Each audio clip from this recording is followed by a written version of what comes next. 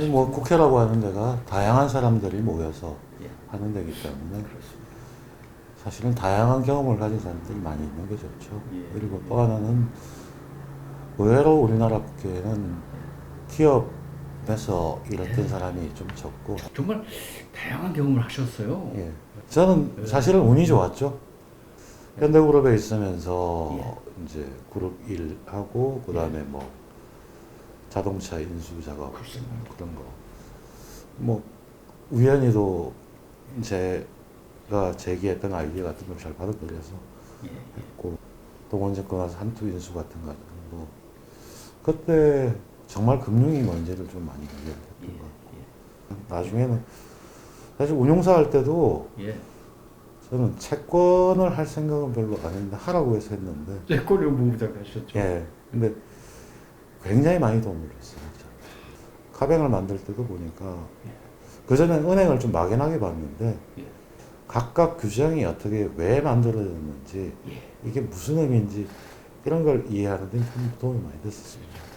그러니까 현대그룹이라고 하는데도 그렇고 은행, 증권회사, 자산운용사는 다 규제산업이거든요. 근데 규제산업을 제가 하면서 느꼈던 게 규제당국이 규제 대상이 되는 사람들의 그 내용을 정확하게 이해를 하고 규제를 해야 되는데 아무리 의도가 좋다고 할지라도 엉뚱하거나 아니면 조금 다른 결과가 나오는 그런 경우가 많기 때문에 규제는 적으면 적을수록 좋지만 딱 효과적이어야 되거든요. 제가 느꼈던 그 경험들을 입법 과정이나 규제 당국을 통해서 실현하는 게 중요하다고 보기 때문에 그런 일을 하고 싶습니다. 그 작년인가 재작년에 우리 의원님 상장회사법 발의하셨어요. 예, 법사위 법안인데 계류 중이고 아직 논의가 되고 있지는 않습니다.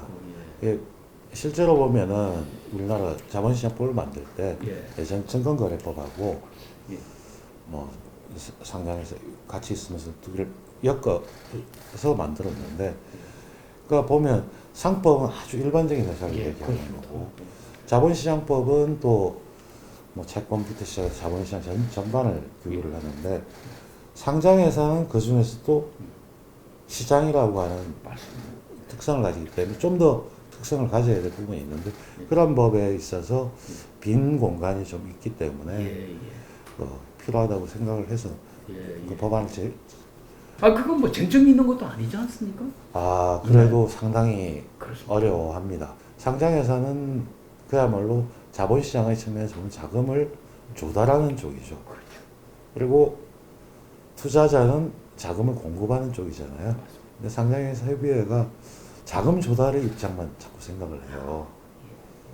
투자자는 어떨지 시장의 밸런스가 맞아야 되는데 그 대칭이 잘 안 이루어지고 있는 부분이고 그런 부분에 대한 것들을 예상충을 어떻게 다룰까 할 때 사실 보면 상장회사로서는 상당히 불편하죠. 예전에는 안 해야 될 것들을 할 걸 요구하고 있으니까 규제로 오해를 받을 수 있겠네요. 그전에는 질서가 없었던 건데 질서를 하나 세우는 부분인데 뭐 질문에서 나오듯이 상법이 바로 그 상법이 그 부분을 이야기하고 있는 거거든요. 제가 한동훈 장관한테 질문할 때 그렇게 얘기했었습니다. 법적으로 절도, 도둑질을 하면 안 된다는 조항이 없다면 그 나머지 절도를 처벌할 수가 없지 않냐. 한동훈 장관은 재형법정주의에 따라서 그건 처벌할 수가 없다. 근데 이사의 충실 의무라고 하는 게 지금 우리 상법에는 이사는 회사에 충실해야 된다라고 정의가 되어 있거든요. 근데 회사에 충실하다는 의미는 회사의 이익에 반하는 행위를 해서는 안 된다. 임직원은 그런 의미가 되죠. 근데 회사는 누구의 것이냐라고 했을 때 주주의 것이기도 하고 그러면 주주에도 대주주와 소액주주가 있을 때 주주 간의 그 자본 구성의 변화가 일어나서 한쪽이 손실이 발생하면 그건 이사충실 의무를 벗어난 게 아니냐는 게 바로 이사충실 의무에서 주주에 대한 비례적 이익을 종사해야 된다는 부분이 들어가는 부분인데요. 이게 이제 역사가 좀 깁니다. 우리나라에서는. 아, 예. 사실은 이 조항에 관련된 판결이 2009년 대법원 판결에서 주주의 이익이 변화가 있더라도 그거에 대한 책임을 지지 않아도 된다는 판결이 2009년 대법원 판결이 있었습니다. 아, 그런 판결이 있었습니다. 근데 그 소송의 출발점은 이른바 삼성 SDI가 에버랜드 시비를 포기하고 이재용 회장한테 그 배정한 그 사건이었거든요. 예. 그 사건에 대해서 소액주주와 시민단체가 소송을 제기했던 거고 예. 거기에서 그 경우에 써가지고는 뭐 삼성 SDI가 자신들이 가지고 있는 신주 인수권 그러니까 그걸 포기한 게 그렇죠. 회사의 가치에 그 영향을 준 거다 이렇게 해서 했는데 그걸 무죄 판결하면서 나온 현상이었습니다. 그래서 글로벌 동향을 보면은 미국은 델라웨어 상법이나 이런 쪽에 주주 규정이 다 들어가 있거든요. 아, 예. 영국도 그렇고. 예.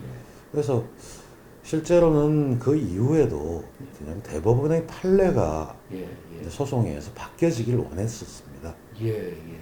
그래서 이 부분은 법으로 규정하는 게 마땅할 것 같다.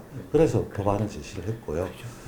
그러면서 이제 한동훈 장관한테도 질문을 했던 이유는 한동훈 장관이 경제사범을 가장 많이 수사한 사람이거든요. 예. 그렇기 때문에 이 내용에 대해서 가장 많이 느끼고 있을 것 같아서 아, 예. 그 질문을 한 거죠. 그러니까 한 장관도 보고 아는 거죠. 이거는 해야 될